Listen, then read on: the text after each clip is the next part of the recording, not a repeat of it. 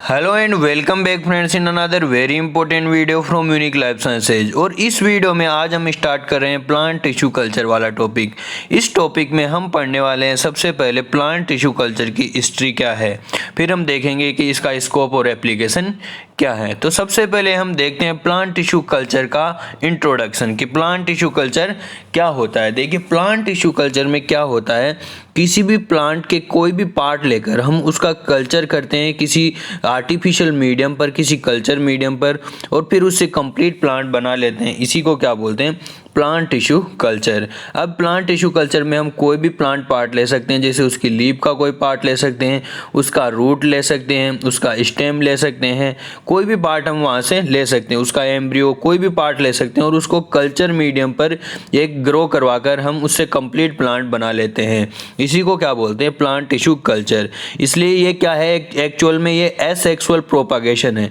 Normally तो reproduction होता है, किसी भी प्लांट का जो निर्माण होता है सेक्सुअल रिप्रोडक्शन के द्वारा होता है, लेकिन यहाँ पर हम सेक्सुअल रिप्रोडक्शन नहीं कर रहे हैं, किसी भी उसके दूसरे सोमेटिक पार्ट से हम उसके प्लांट का निर्माण कर लेते हैं जो सेक्सुअल प्रोसेस नहीं होती है जो रिप्रोडक्शन की।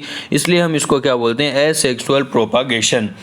तो फिर और क्या होता है, plant tissue culture is a technique with which plant cells, tissue or organs are grown on artificial nutrient medium, either static or liquid under aseptic and controlled condition। ये मैंने पहले बताया कि ये जो कल्चर मीडियम होता है वो कौन सी कंडीशन में रखा जाता है, एसेप्टिक कंडीशन में, जहाँ पर कोई भी बैक्टीरिया वगैरह न हो, और कंट्रोल्ड कंडीशन होती है। ये मीडियम होता है वो लिक्विड भी हो सकता है, सेमी लिक्विड भी हो सकता है। तो ये है प्लांट टिश्यू कल्चर। अब प्लांट टिश्यू कल्चर की किस प्रकार से खोज हुई, किस प्रकार से पता चला, कौन कौन से डेवलपमेंट हुए थे, इसकी हिस्ट्री हम सबसे पहले देखने वाले हैं। तो सबसे पहले हम यहाँ पर देखते हैं कि जो प्लांट टिश्यू कल्चर के बारे में सबसे पहले जिसने स्टार्ट किया था वो थे हेबरलैंड। इन्हीं को क्या बोला जाता है, प्लांट टिश्यू कल्चर के फादर। तो प्लांट टिश्यू कल्चर के बारे में इन्होंने क्या किया था, इन्होंने बताया था कि इन्होंने एक सिंगल सेल को कल्चर करने की कोशिश की थी नोब साल्ट सॉल्यूशन पर। तो इन्होंने पाया कि वहाँ पर जब उन्होंने सेल को कल्चर किया तो उस सेल ने उस कल्चर मीडियम पर क्या किया, डिवीजन तो वो नहीं करवा पाए थे, लेकिन उन्होंने देखा कि वह सेल क्या कर रही थी, स्टार्च का सिंथेसिस उस मीडियम पर कर रही थी। ये बात है 1898 की। तो 1898 में हेबरलैंड ने ये एक्सपेरिमेंट किया था। उन्होंने वो करना तो चाह रहे तो सेल डिवीजन, लेकिन वो एक्सपेरिमेंट में अब सफल तो नहीं हो पाए, लेकिन उन्होंने ज़रूर बताया कि जो प्लांट सेल होती है वो कैसी होती है, टोटीपोटेंट होती है। Despite of failure Haberlandt propose that plant cells are totipotent. उन्होंने बताया कि प्लांट सेल्स आर कैसी होती, टोटीपोटेंट होती हैं। टोटीपोटेंसी का मतलब होता है कि जो प्लांट सेल होती है उससे कंप्लीट प्लांट का निर्माण किया जा सकता है। इसके बारे में किसने बताया था, हेबरलैंड। ये क्वेश्चन काफ़ी बार पूछा जाता है एग्जाम के कि टोटीपोटेंसी शब्द के बारे में किसने बताया था। तो ये कौन थे, टोटीपोटेंसी के बारे में बताने वाले हेबरलैंड।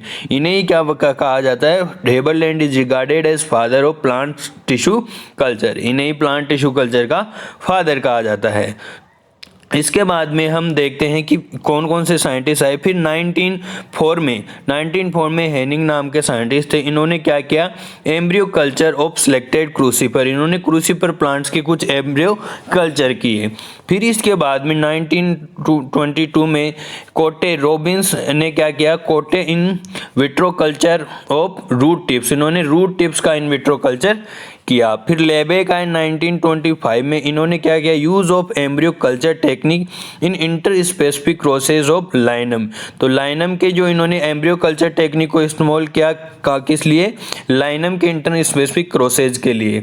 तो यहाँ पर 1925 में लेबेक ने किया। इसके बाद में एक जो इम्पोर्टेंट साइंटिस्ट है प्लांट टिश्यू कल्चर से संबंधित, ये थे वाइट। इन्होंने क्या किया, इन्होंने बहुत सारे एक्सपेरिमेंट किए about this plant tissue culture. Plant tissue culture के रिगार्डिंग उन्होंने बहुत सारे एक्सपेरिमेंट किए थे, और इन्होंने प्लांट टिश्यू कल्चर के लिए जो कल्चर मीडियम है उनको भी तैयार किया था।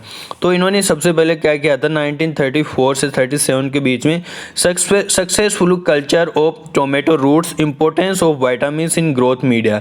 इन्होंने क्या किया था, टोमेटो रूट्स का इन्होंने सक्सेसफुल कल्चर किया था, और इन्होंने बताया भी था कि ग्रोथ मीडिया में विटामिन की क्या इंपॉर्टेंस होती है। इसके बाद में नेक्स्ट साइंटिस्ट थे स्नो गोदरेट। इन्होंने क्या किया, importance of oxygen as growth regulator. इन्होंने बताया कि जो ऑक्सीजन का इंपॉर्टेंस होता है एज ए ग्रोथ रेगुलेटर, इसके बारे में भी इन्होंने ही बताया था, स्नो एंड गोदरेट ने।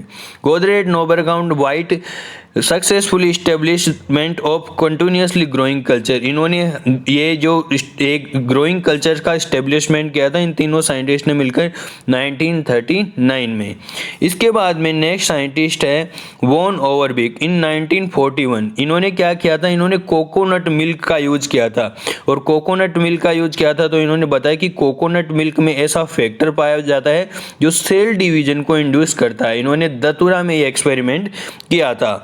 फिर देखा इन्होंने नेक्स्ट साइंटिस्ट थे 1951 में स्कूग एंड सुई।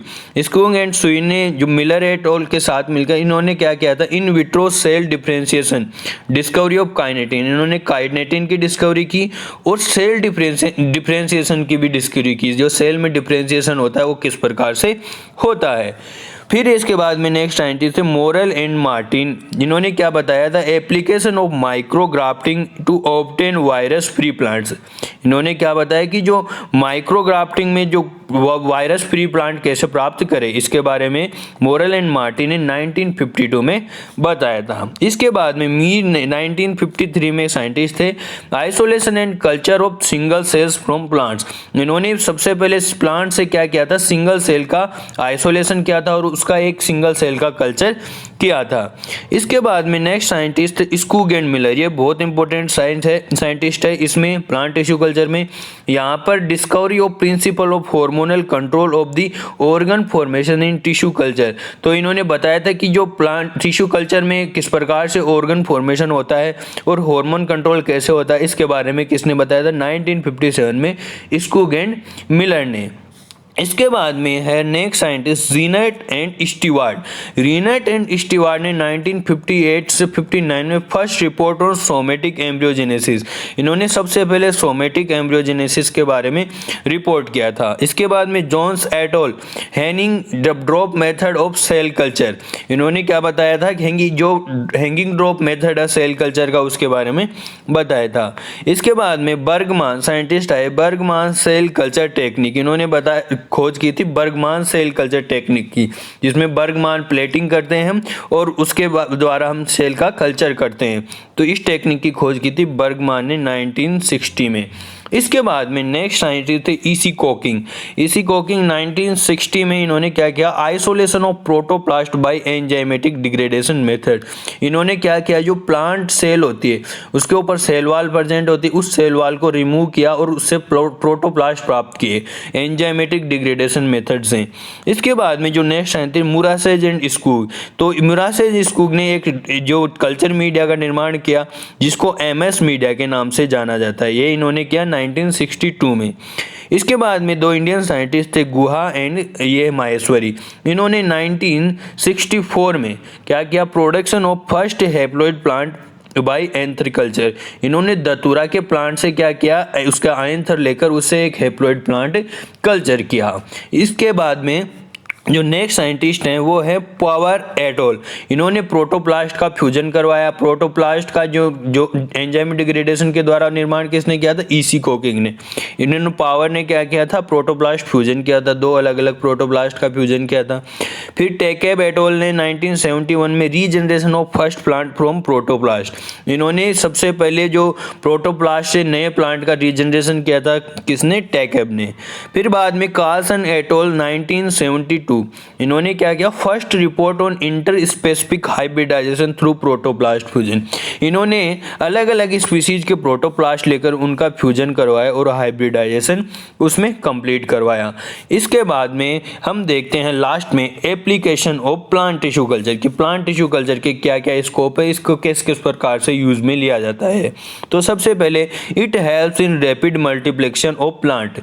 यदि हमें किसी भी बहुत तेजी से यदि प्लांट्स का मल्टीप्लेक्शन करना हो तो हम प्लांट टिश्यू कल्चर के द्वारा ही कर सकते हैं, क्योंकि नेचुरली तो आपको पता है उसमें सीड बनने में बहुत समय लगता है, अलग अलग प्लांट में अलग अलग समय लगता है। कई प्लांट तो ऐसे होते हैं जिनमें कई सालों तक सीड नहीं आते, इसलिए उनमें बहुत ज़्यादा लंबा लाइफ साइकिल होता है। तो हम उससे प्लांट टिश्यू कल्चर के द्वारा डायरेक्ट बहुत तेज़ी से मल्टीपल प्लांट प्राप्त कर सकते हैं। A large number of plantlets are obtained within a short period. बहुत कम समय में ही बहुत सारे प्लांटलेट प्राप्त कर सकते हैं। Plants are obtained throughout the year under controlled condition independent of seasons. यहाँ पर हमें पता है कि प्लांट्स और ये जो फल सब्जियाँ होती हैं नॉर्मली तो सीजन वाइज यहाँ पर ग्रो होती है, लेकिन हम जो प्लांट टिश्यू कल्चर के द्वारा किसी भी सीजन में पूरे वर्ष हम उनसे प्लांट्स प्राप्त कर सकते हैं। It is an easy safe and economical method for plant propagation. तो प्लांट प्रोपागेशन के लिए हम कभी भी ये बहुत ज़्यादा इजी मेथड है प्लांट टिश्यू कल्चर।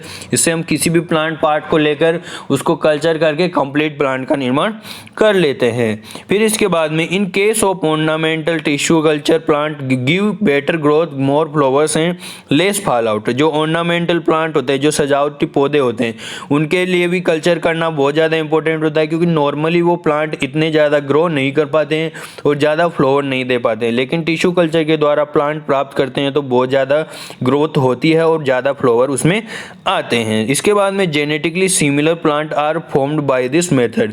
इसके द्वारा हम बिल्कुल क्लोनिंग भी कर सकते हैं, जिसको हम क्या बोलते हैं, क्लोनिंग या माइक्रो क्लोनिंग, जिसको हम बोलते हैं माइक्रो प्रोपागेशन, जिसको बोलते हैं। इसके द्वारा हम कर सकते हैं प्लांट टिश्यू कल्चर के द्वारा।